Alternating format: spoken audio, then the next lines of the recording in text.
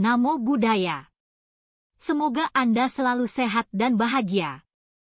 Berikut ini adalah salah satu ceramah dari Bhante Nyana Suryanadi yang berjudul Berdamai dengan Diri Sendiri.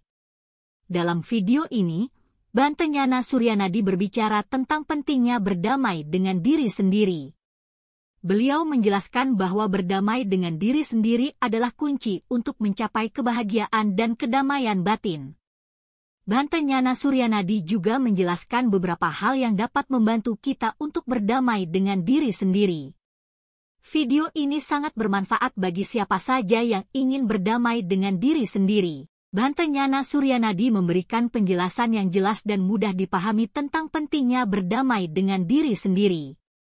Mari dukung kami untuk membangun channel ini dengan cara subscribe, like, berikan komentar dan share sebanyak-banyaknya, agar lebih banyak orang yang mendapat manfaat dari channel ini. Semoga bermanfaat. Semoga Dhamma tetap lestari. Semoga semua makhluk berbahagia.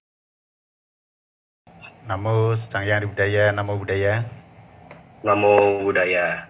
Pada pagi hari ini kita akan sharing bersama para saudara-saudara Dhamma yang berbahagia. Sungguh merupakan kebahagiaan buat saya secara pribadi karena pagi siang hari ini kita sama-sama berkumpul di virtual ini, di virtual meeting ini. Tentu karena virtual jadi banyak hal yang memang ada yang kurang, tapi sekurang-kurangnya kita sudah bisa pada waktu yang sama kita bisa bertemu bersama-sama. Jadi kita pahami bersama bahwa banyak hal yang sekiranya kita bisa sama-sama perhatikan, utamanya terkait dengan bagaimana kita melihat diri kita. Nah, hal-hal yang perlu diperhatikan di sini sebenarnya sumber kedamaian diri itu bersumber dari luar dan dari dalam. Maka ada damai dengan diri sendiri. Jadi kalau kita tidak tahu apa yang ada dari luar dan dari dalam, kemudian bagaimana kita melihatnya dengan baik, kita tidak tahu apa sebenarnya yang terjadi pada diri saya. Sehingga saya itu secara bertahap bisa memahami diri saya dengan baik.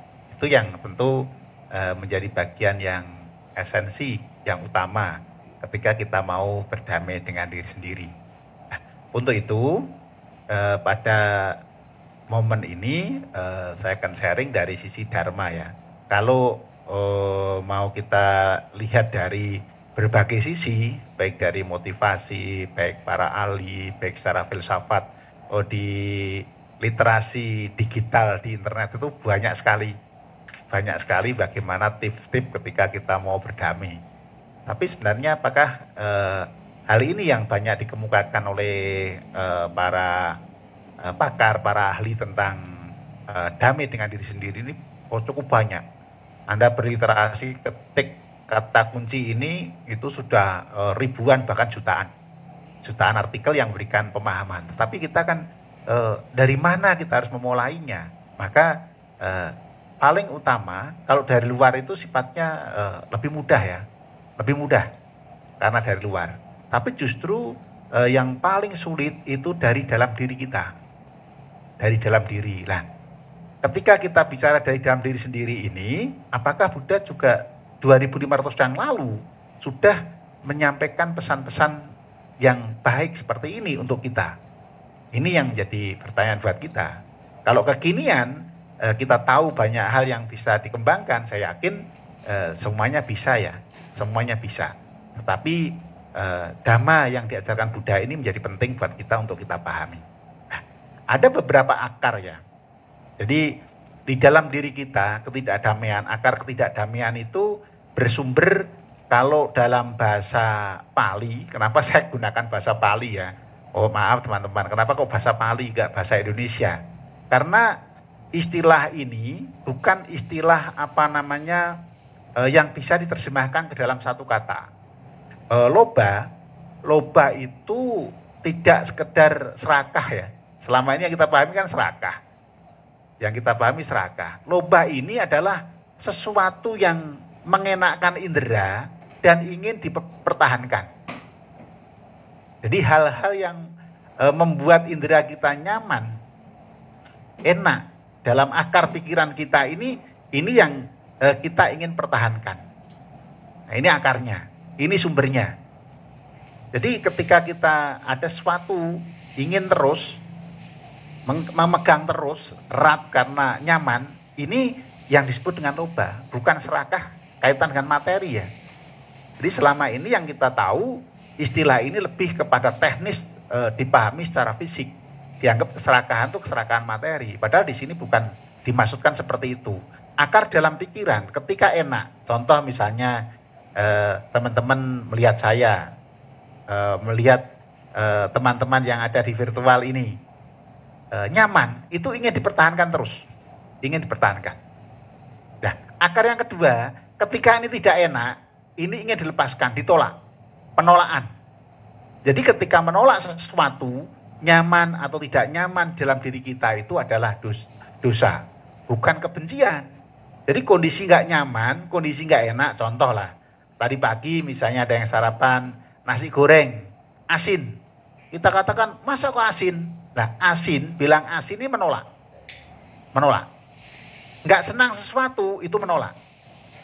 Menolak. Nah ini akarnya. Akarnya tidak damai itu karena kita nolak. Padahal sebenarnya ya asin ya seperti itu. Kenapa harus kemudian tiba-tiba kita nggak suka dengan yang masak? Kan nggak ada kaitannya. Yang namanya asin, nasi goreng asin itu dulu sekarang sama. Nah, akar yang menolak tadi itu padanan istilahnya dosa. Bukan kebencian saja. Kebencian kan lebih kepada objek. Padahal ini kondisi akar batin. Sehingga lebih menekankan pada apa yang ada dalam pikiran kita yang kita tolak. Nggak nyaman dikit. Pokoknya semua yang nggak nyaman, yang ditolak oleh kondisi batin maupun fisik, itu istilahnya dosa. Ini akarnya. Jadi akar dari ketidakdamaian itu karena menolak kita. Menolak. Yang ketiga itu moha. Moha itu tidak tahu membedakan dua hal ini. Tidak tahu membedakan dua hal ini. Yang tadi nyaman dilekati, yang tidak nyaman ditolak. Nggak bisa membedakan. Itu dikatakan tidak tahu. Nggak tahu membedakan. Nah, moha itu sering diterjemahkan kebodohan.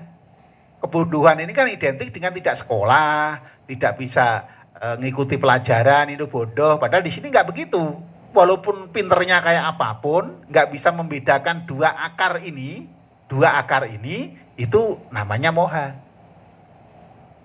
Walaupun kita terpelajar, nggak bisa membedakan dua ini dalam diri kita sebagai sumber ketidaknyamanan, ketidakdamaian ini, itu disebut moha. Ini padanan kata yang ini bukan kalau diartikan secara letterlek arti kata, ini nggak pas. Karena ini bersumber dari akar batin kita. Itu. Nah, ketiga ini terkait dengan kondisi batin di dalam. Akarnya yang mendasari. Kenapa saya nggak damai? Ketemu orang nggak kita sukai, menolak. Merasa nggak damai apa? Makanan yang saya suka dimakan orang lain, nggak damai dengan dirinya sendiri. Ketemu orang yang tidak disukai atau orang disukai tidak mau berpisah, ini nggak damai. Karena pada prinsipnya kita bisa berpisah. Kondisi-kondisi demikian itu membuat kita semua tidak bisa damai dengan batin kita sendiri. Ketika tidak bisa damai dengan batin kita sendiri, otomatis itu kita menjadi menolak sesuatu, tidak senang.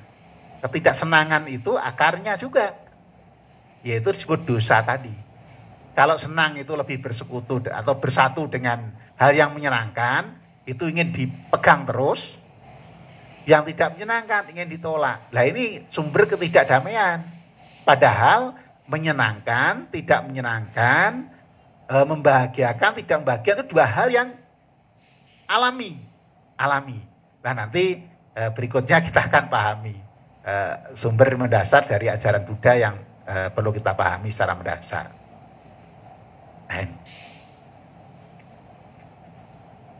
Proses berdamai itu Kalau dalam khotbah pertama Buddha itu disebut istilahnya Dhammacakkappavattana Sutta, itu ada 4 hal yang harus dipahami melalui 3 tahapan. Maka muncul pengetahuan 12. Nah, nanti kita akan diskusikan ya. Kita akan diskusikan pada kesempatan ini. Walaupun waktunya sangat singkat. Tapi yang sangat singkat ini kita harapkan dapat sesuatu yang dengan cepat itu. Ini yang mendasar. Jadi sesuatu kalau kita ingin damai dengan diri kita, kata kuncinya memahami, meninggalkan, mencapai, mengembangkan. Itu. Apa yang perlu dipahami, apa perlu ditinggalkan, apa yang perlu dicapai. Nah, nanti prosesnya seperti ini, teman-teman. Prosesnya seperti ini. Jadi cara memahaminya dengan cara yang sangat sederhana seperti ini, sebagai tadi 3 kali 4. 4-nya itu tadi ke kanan, 3-nya itu ke bawah. Keempat kanan 4 kebenaran mulai itu ada 4. 1 harus dipahami, harus ditinggalkan, harus dicapai atau dinyatakan. Ini prosesnya. Nah, caranya sederhana, modelnya begini.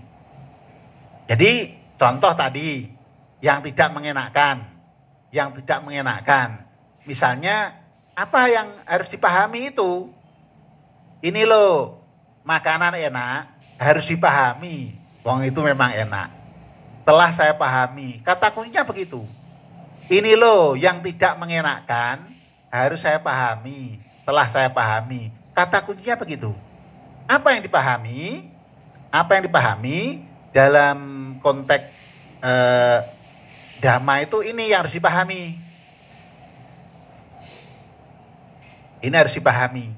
Jadi ada kelahiran, penuaan, kematian, kesedihan, ratap tangis, sakit jasmani, kepedihan hati, keputusasaan, berkumpul dengan orang yang tidak disenangi, berpisah dengan orang yang disenangi, tidak memperoleh apa yang diinginkan. Ya, 5 kelompok unsur kehidupan, 5 itu adalah pancaskanda kita ini semua adalah kebenaran yang alamiah. Alamiah itu 12 ini tidak bisa diapa-apakan, tidak bisa dibuang, tidak bisa dihilangkan begitu saja tidak, tapi hanya bisa dipahami. Jadi usia tua itu nggak bisa dihilangkan. Wong memang ada usia tua. Caranya gimana? Ada usia tua, ada penuaan, harus dipahami. Wong memang ada penuaan. Udah. Telah saya pahami, memang ada penuaan. Sehingga saat usia kita tua, kita nggak menderita karena usia tua, gitu loh. Jadi 12 poin ini kata kuncinya apa? Harus dipahami. Kata kuncinya memahami. Understand. Tidak hanya sekedar understand, tapi stare under. Berdiri di atas ini. Itu. Ini kata kuncinya. Sehingga Dhamma itu membantu kita untuk damai itu karena kita tahu ini. Kalau semua ini kita tolak, kita pertahankan, ini yang membuat menderita. Yang kita membuat kita menderita. Padahal ini ada. Contoh misalnya berkumpul dengan orang yang tidak disenangi. Ya memang begitu. Kata kuncinya, saya berkumpul dengan orang yang tidak saya senangi. Kata kuncinya apa? Harus saya pahami. Jadi kalau kita tidak memahami, ini masalah buat kita. Kita nggak bisa damai. Kenapa? Terjadi ketidaknyamanan, kemudian terjadi konflik mindset kita terhadap realita yang harus dipahami, tapi ingin kita hilangkan. Ya contoh yang gampang lah, jerawat gitu loh, jerawat. Jerawat itu ada jerawat. Tidak bisa dihilangkan jerawat ini. Bisa Bante dibawa salon, nanti hilang. Tetapi nanti kan bisa jerawatan lagi. Jerawat itu ada. Harus dipahami bahwa jerawat itu ada. Saya telah memahami, tenang, nggak usah bingung.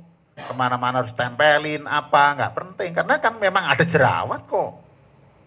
ada jerawat. Ini kata kunci ini menjadi penting.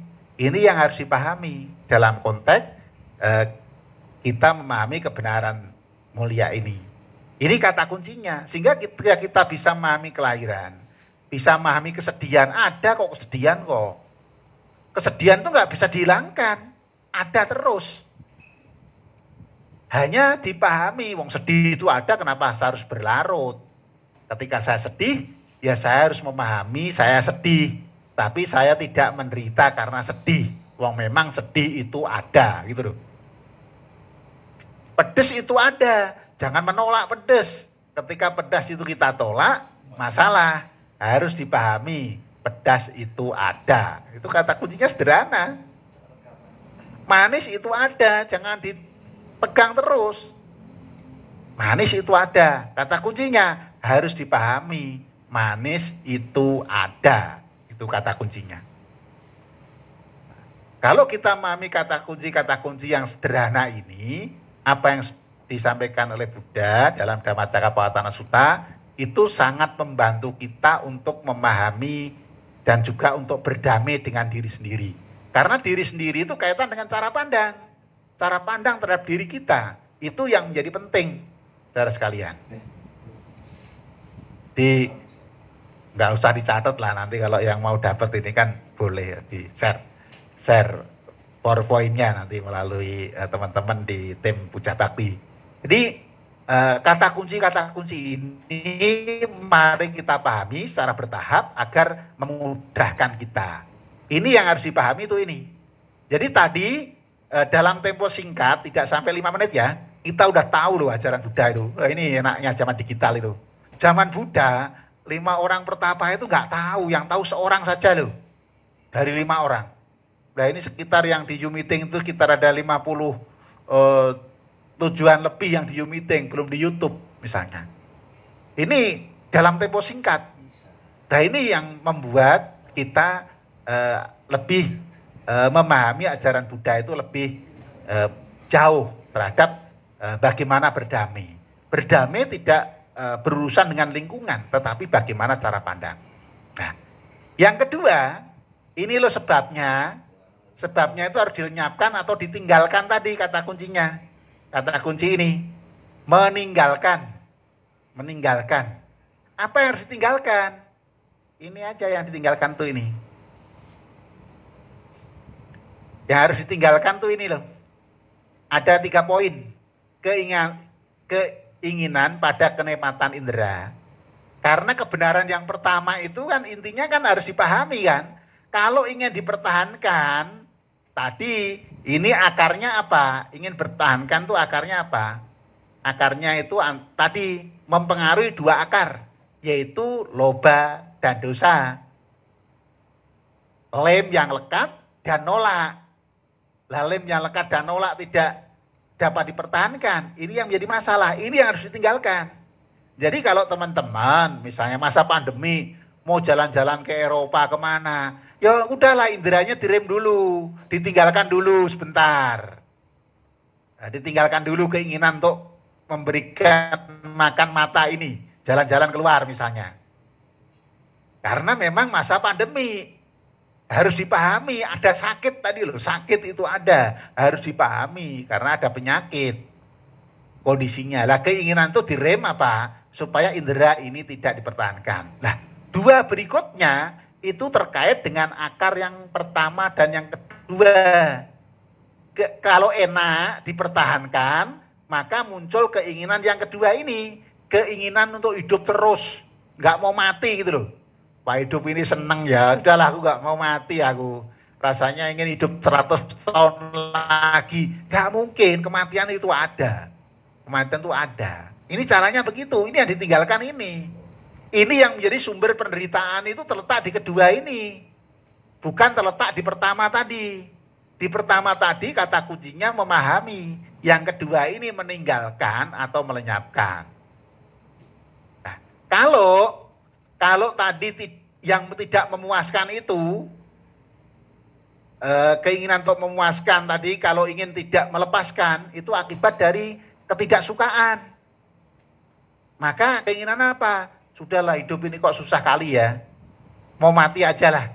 Nah ketiga itu begitu, keputusasaan tadi itu dampaknya kadang-kadang ingin memusnahkan diri ini. Udahlah saya mau mati, mau bergantung diri di bawah pohon bayam misalnya. Gitu. Nah ini kan ini sumbernya. Nah ini yang harus ditinggalkan. Telah saya tinggalkan. Kalau ini sudah ditinggalkan, telah saya tinggalkan, damai dalam diri kita. Ini kata kuncinya yang sederhana begitu. Saudara sekalian. Gitu. Jadi ini cara-cara kita memahami dhamma dan bagaimana kita itu bisa berdamai dengan diri kita. Simpel kan? Oh ternyata tadi sudah ada 12 ya. 12 ditambah 3 berarti 15. Kita sudah punya 15 poin. 15 poin loh dalam tempo singkat loh. Nah zaman Buddha mengajarkan Dharma pertama, 5 orang pertama itu bukan tidak memahami 15 poinnya, tidak. Tetapi nanti yang keempat yang menjadi masalah itu. Yang keempat yang harus dikembangkan tadi. Itu yang menjadi masalah. Bukan terletak di pertama, oke 5 orang pertama yes lah. Memahami 12 itu yes. Tambah 3 ini yes, tahu. Nah ini kan kalau kita disuruh ngapalin model di sekolah gitu, susah. Ngapalin 15, 1, 2, 3, 4, 5, susah. Tapi kan cara kita memahami ajaran Dharma dengan mudah itu ya tadi menggunakan tadi ini seperti rangkaian ini. Disusun yang gampang gitu, kemudian memudahkan kita. Nah ini yang harus tinggalkan tuh ini. Jadi yang harus ditinggalkan tuh tentang sebabnya. Harus dilenyapkan atau ditinggalkan tadi. Telah saya lenyapkan atau telah saya tinggalkan. Kata kuncinya kan begitu.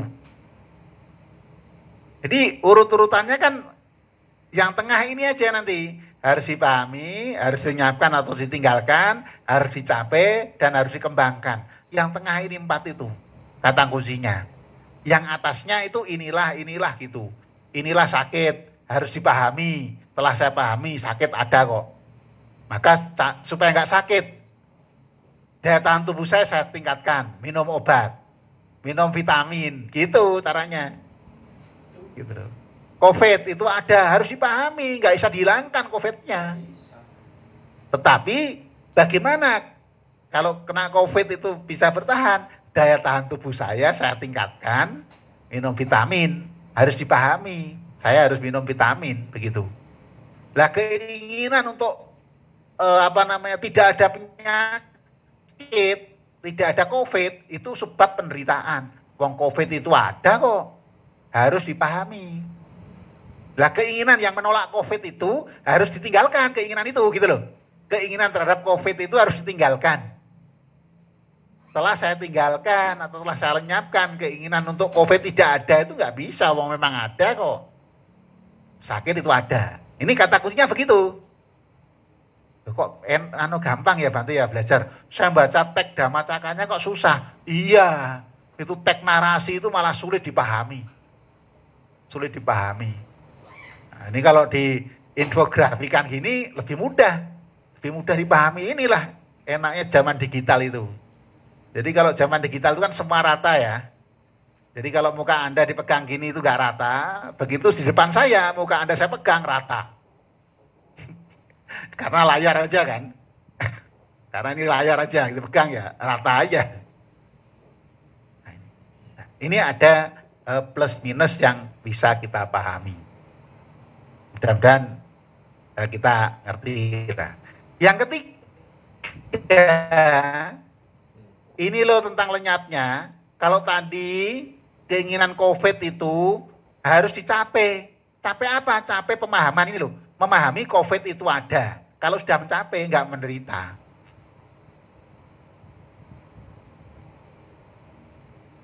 Kalau belum, masih marah COVID, jangan berhenti apa-apa, usaha saya berhenti. Loh ngapain ngamuk-ngamuk, ada kok. Harus dipahami yang pertama itu. Kalau ini dipahami, otomatis akan mencapai. Ini kalau kaitan COVID. Kalau zaman Buddha tidak begitu. Zaman Buddha itu padamnya keinginan lain. Tetapi sekarang kita semua sebagai umat Buddha berumah tangga, itu ya memahami ini, yang pertama ini, mencapai yang pertama ini loh. Mencapai pemahaman yang pertama ini loh. Kalau pemahaman yang pertama itu kita capai, kita tenang. Coba misalnya jerawat, harus dipahami. Saya telah memahami, itu sudah mencapai. Sudah tercerahkan. Karena pemahaman ini. Tetapi kalau nggak mencapai, menolak terus, jengkel terus, tensi naik, semua naik gara-gara jerawat. Padahal jerawat itu ada. Itu harus dicapai, telah saya capai. Kalau saya telah mencapai yang pertama ini, pemahaman yang pertama ini, sudah clear ya, clear dalam hidup saya, gak ada masalah. Tetapi kenapa bermasalah? Yang kedua ini, keinginan untuk terus. Keinginan terus ini loh. Ini yang membuat kita tidak nyaman. Ini. Kalau zaman Buddha, keinginan itu lebih ke ini. Lebih ke ini. Kenapa? Karena zaman Buddha itu kan pencapai pembebasan nibbana dimaksudkan. Kalau kita saat ini kan belum. Sampai di sini belum lah. Tetapi paling tidak pemahaman yang pertama tadi, memahami. Tidak muncul keinginan terus itu loh. Tidak muncul keinginan ini yang membuat kita itu damai gitu. Kalau zaman Buddha ini yang dimaksudkan. Saya sekarang tidak cerita ini karena ini tidak gampang. Keinginan kita hilang gitu enggak. Tapi ditinggalkan dulu lah sedikit aja lah. Kalau semula ditinggalkan hanya 5%, sekarang tinggalkan 70%. Paling tidak kan ringan ya bebannya. Nah kalau ringan seperti itu berarti sudah mencapai namanya. Sudah mencapai namanya. Kita telah mencapai. Mencapai. Itu dimaksudkan di situ. Telah mencapai ini. Itu dimaksudkan. Nah inilah sumber kedamaian itu kalau mencapai gitu loh. Misalnya kita nengok teman yang sakit. Atau sedang sakit kita tengok. Oh sedang sakit. Sudah diterima. Yang tenang. Semangat, dia tenang, dia memahami, ya sakit itu ada. Walaupun saya sakit, saya tidak menderita karena sakit ini. Karena sakit ini ada. Kenapa menderita? Karena penderitaannya tentang sakit tadi menolak sakit. Yang kedua ini, keinginan tidak mau sakit. Padahal sakit ada. Nah kalau nggak ingin sakit terasa terlalu kuat, ya daya tahan tubuh ditingkatkan, maka ke dokter. Maka ke dokter, minum vitamin, minum antibodi. Itu tujuannya adalah agar memahami. Nah, ini yang harus dicapai seperti itu. Nah, pencapaian kita dalam kehidupan kita sebagai perumah tangga, yaitu kalau kita bisa mencapai ketika keinginan tadi pelan-pelan kita tinggalkan pelan-pelan. Kadarnya menurun. Ketika kadarnya menurun, yang kedua ini otomatis pemahaman yang pertama kuat. Kalau pemahaman pertama kuat, berarti kita telah mencapai kemajuan dalam kondisi batin kita, diri kita. Sehingga kita sudah mulai bisa berdamai dengan diri kita. Wong realitanya seperti itu. Sehingga saya harus memahami. Dan pelan-pelan keinginan yang saya menolak sakit saya ini, pelan-pelan saya kurangi dan tinggalkan keinginan itu. Gampang ya? Gampang ya? Wah iya Bante gampang, tapi kalau dihadapkan dengan kenyataan saya bingung. Justru mindset tentang struktur pemikiran, struktur cara paham ini secara bertahap harus kita pahami dulu. Harus kita pahami dulu. Kalau enggak, ini nanti bisa diterapkan di semua segmen. Sedang ada masalah, 4 ini digunakan untuk memahami masalah. Ini digunakan untuk memahami. Ini cara-cara yang apa ya? Simple tetapi kita bisa berdamai dengan alami. Tidak merasa terbebani, tidak merasa tertekan. Kita dalam hidup ini lebih nyaman dan tenang. Karena kalau orang tidak mau damai dengan diri sendiri pasti masalah terus. Nah, sumber masalah dari luar itu nggak ada masalah. Karena luar tergantung cara pandang saya.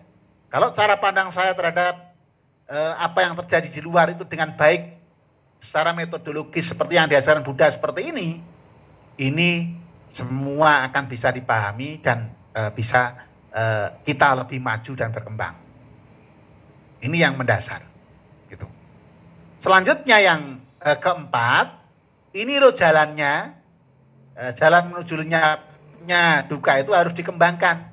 Telah dikembangkan. Loh Bante, jalan kok dikembangkan? Nah, 8 ruas itu jalan yang bukan harus dilalui, yang harus dikembangkan. Beda. Kalau misalnya mau ke Ekayana, jalan Mangga 2 misalnya. Bukan seperti jalan itu dilalui begitu, tidak. Dalam arti jalan di sini itu harus dikembangkan. Apa yang dikembangkan? Nah, ini penting. Apa yang dikembangkan? Yang dikembangkan itu ini. Yang harus dikembangkan itu pertama pandangan kita benar terhadap kebenaran. Loh, kok terkait dengan yang pertama? Iya. Jadi jalan ini untuk mengakhiri penderitaan itu, atau kita nggak bisa berdamai itu, kita harus punya pandangan yang benar terhadap kebenaran alamiah yang terjadi. Apapun yang terjadi di lingkungan hidup kita inilah yang harus dipahami. Pandangan yang benar ini yang harus dikembangkan terus. Harus dikembangkan. Bukan jalan dilalui. Bagaimana pandangan benar kok dilalui? Nggak bisa. Dikembangkan pandangan yang benar terhadap 12 tadi. Terhadap 12 tadi. Tadi kan sudah ketemu 12. Ditambah 3. Kebenaran yang pertama ya, kaitan dengan kebenaran khotbah dhamma yang pertama ini. Ditambah 3, 15. Ditambah 1 bagian yang ketiga. Bagian yang ketiga itu 1. Harus dicapai tadi. 1 yang harus dicapai. Dan dengan 8 ini harus dikembangkan 8 ini. Karena kalau pandangan yang benar, pikirannya itu otomatis benar. Kalau pandangan yang salah, otomatis pikiran, ucapan, perbuatan, pencaharian, usaha, sati, samadinya itu jadi salah. Nah, 5 orang pertapa, yang 4 orang gagal itu memahami kebenaran ini, itu berada di kebenaran yang keempat. Pandangan yang benar terhadap kebenaran yang pertama. Ini, terhadap yang pertama ini. Ini yang membuat tidak damai kita.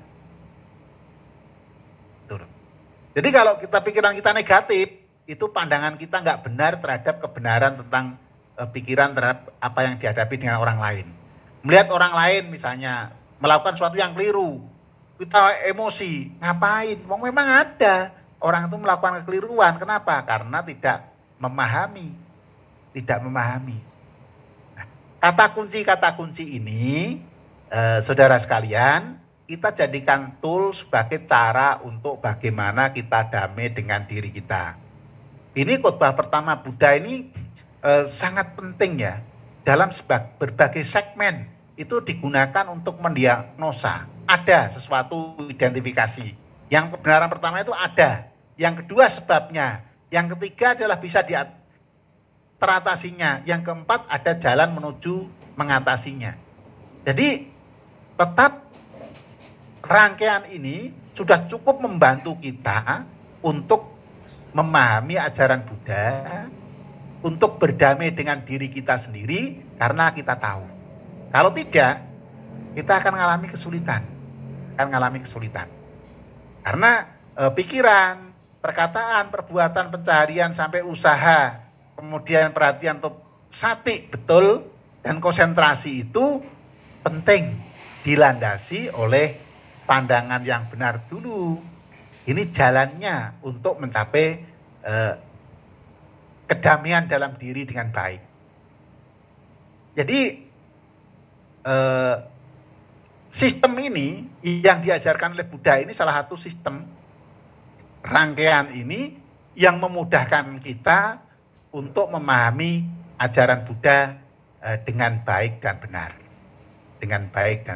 Nah, ini memang hal-hal yang simple, tetapi ketika kita dapat gunakan dengan baik, semua segmen kehidupan kita itu bisa menghadapi semuanya dengan baik. Ini yang penting. Karena kalau tidak, nanti ya kita seringkali dengan diri kita itu mengembangkan cara pandang yang keliru terhadap diri kita sendiri. Sehingga diri kita menjadi tidak mudah berhadapan dengan berbagai kondisi yang terjadi.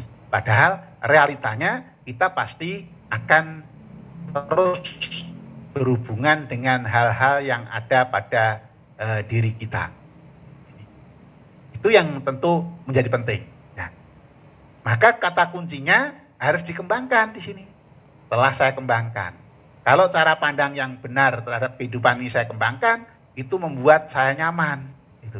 Jadi dalam tempo yang singkat, tidak sampai setengah jam, ya, tidak sampai setengah jam, kita sudah memahami khotbah Dhamma pertama untuk berdamai dengan diri kita. Inilah namanya 12 pengetahuan. 3 pertama, 3 kedua, 3 ketiga, 3 keempat. Sudah. Udah tamat kita. Udah selesai kita belajar. Tinggal ketika nanti di hadapan segala sesuatu, cara pandang ini yang digunakan terus-menerus. Misalnya ngadepi kerjaan. Kok saya nggak nyaman ya kerjaan ini? Apa yang nggak nyaman? Maka harus dipahami konsepnya dengan baik dan jelas. Contoh misalnya kerja di bidang pemrograman. Bingung. Kenapa bingung? Karena belum memahami konsep pemrograman dengan baik. Belum memahami konsep pemrograman dengan baik. Kerja bidang akuntan. Kok salah-salah terus logikanya? Berarti perlu memahami konsep akuntan dengan baik. Gitu. Kalau salah, membuat kita menolak, ya tinggalkan keinginan menolak tadi. Karena saya belum memahami, saya harus belajar. Sumbernya bukan terletak di pertama pekerjaan itu, tapi kedua, yaitu saya menolak. Saya ingin mempertahankan. Saya tidak mau berubah. Nah, keinginan yang tidak mau berubah inilah yang menjadi masalah dalam diri kita. Dalam diri kita. Karena pada prinsipnya, orang yang ingin berdamai dengan dirinya sendiri itu terus-menerus dari waktu ke waktu itu belajar. Dari waktu ke waktu harus mau belajar. Belajar itu menjadi penting. Ini yang mendasar. Jadi kalau kita headline, kita berikan benang merahnya bahwa orang bisa berdamai dengan dirinya ketika mulai memahami fakta yang pertama. Gunakan kata kunci memahami. Gunakan kata kunci meninggalkan. Gunakan kata kunci harus mencapai. Mencapai itu kalau bahasa yang sederhana itu ketemu huruf O gitulah. Huruf O. Misalnya teman-teman yang hadir di virtual ini, ada yang belum pernah ke Wihara Ekayana. Begitu cari pakai Google Map gitu. Begitu sampai di depan pintu, oh ini loh, O lah, O-nya itu loh. Nah, ketemu huruf O itu yang dinamakan telah mencapai. Jadi kalau dalam urutan kebenaran mulia ini harus dipahami ada Wihara Ekayana di Jakarta Jalan Mangga 2. Setelah dicari Google Map kok disasarin ke sana kemari ya, begitu ketemu, oh gitu loh. Begitu kesasar menolak, lah menolak itu menderita. Ya Google Map itu ya begitu, carikan jalan paling dekat, ternyata buntu. Nah, tidak punya O, menolak. Lah, ketika ketemu, maka ketemu huruf O. Nah, proses 1, 2, 3 ini itu harus dikembangkan terus. Harus dikembangkan terus sebagai rangkaian dari proses kita memahami diri kita ini. Diri kita ini. Jadi ketika belum ketemu O, itu masih ganjel. Masih ganjal dalam pikiran kita. Maka pelan-pelan kita harus tumbuhkan pemahaman terus, memahami begitu. Ini sangat luas ketika kita ingin terapkan. Inilah hal-hal yang mendasar, yang penting, yang kita perlu kembangkan terus kerangka berpikir ini agar kita maju dan berkembang. Mengapa? Karena rangkaian sesuatu yang tidak nyaman, tidak damai atau damai, ketika kita pahami dalam diri kita, ini mampu membuat kita lebih nyaman. Contoh lah yang paling sederhana itu ya, contoh pandemi COVID-19 ini. Ini semua orang pasti mengalami yang kedua ini semua. Tetapi walaupun Anda marah, Anda jengkel, Anda tidak senang, memang ada kok. Memang ada kok. Ya akan tidak bisa damai. Tidak bisa damai. Karena ada, ya harus dipahami, wong sakit COVID itu ada kok. Bante, bagaimana kalau kita kena COVID? Ya harus memahami dan berusaha tubuh ini diberikan kondisi-kondisi melalui batin yang tenang, kemudian suplemen-suplemen fisik agar daya tahan tubuh meningkat. Daya tahan tubuh imun meningkat, memungkinkan penyakit ini bisa ditangani dengan baik. Ini pola-pola yang mendasar. Nah, kalau kita kaitkan dengan rangkaian sebab akibat, itu kalau dikaitkan dengan rangkaiannya, jadi hidup ini memang alami ini, ada duka. Kalau orang itu ngalami susah, tidak nyaman, maka muncul keyakinan gitu loh. Jadi orang bisa sukses itu kenapa? Karena dihadapkan dengan situasi kondisi yang kebenaran pertama tadi. 4 kebenaran yang ada itu. Maka muncul keyakinan, ini urut-urutannya. Nah, keyakinan itu juga akhirnya sampai mencapai pembebasan. Keyakinan muncul kegembiraan. Orang yang punya keyakinan itu gembira. Gembira muncul kegiuran, terpusat dengan apa yang kita lakukan. Muncul ketenangan, muncul kebahagiaan, konsentrasi. Dari konsentrasi ini muncul pengetahuan dan kenyataan apa adanya. Pengetahuan, kenyataan apa adanya itu penting. Tadi untuk memahami kebenaran pertama itu butuh pengetahuan dan kenyataan apa adanya. Setelah tahu apa adanya, maka tidak muncul keterikatan. Karena tidak muncul keterikatan, maka kebenaran yang kedua tadi, hilangnya keinginan yang kedua tadi. Maka muncul pembebasan. Ujung-ujungnya juga mencapai pemahaman pengetahuan seperti yang Buddha capai. Yaitu mencapai pembebasan nibbana. Itu kalau secara tingginya. Buddha mengajarkan kan begitu. Tetapi secara simpel ketika kita punya kondisi yang tidak nyaman, ketidaknyamanan ini menguatkan dan sangga kepada ajaran Buddha, maka muncul kegembiraan dalam hidup ini. Jadi keyakinan itu muncul, itu dari upaya-upaya mengatasi sesuatu yang sulit. Ini pola yang diajarkan Buddha ini adalah pola bagaimana kita melihat sebab akibat secara transendental. Yang selama ini kita pahami, sebab akibat itu yang tidak transenden, yang berangkat dari ketidaktahuan, sulit untuk dipahami. Sulit dipahami. Karena dari awija, sankara. Tetapi dalam sutta tidak dijelaskan dari awija atau moha tadi. Dijelaskannya dari usia tua dan kematian. Kemudian diurutkan apa sebabnya, kelahiran apa sebabnya, rangkaiannya begitu. Ini adalah poin-poin mendasar yang dapat kita diskusikan pada kesempatan pagi hari ini. Nah, tentu bagaimana kita melakukan transformasi dari penderitaan atau duka tadi yang menghadapi penderitaan apa adanya. Dan kita tahu bahwa penderitaan itu diciptakan oleh diri sendiri, bukan orang lain. Maka caranya bagaimana? Harus mengubah cara pandang. Sehingga menemukan makna dalam sakit dan derita. Makna dalam kesulitan. Jadi ketika kita tidak mau berdamai dengan diri kita sendiri, kita harus melakukan transformasi penderitaan dalam diri kita.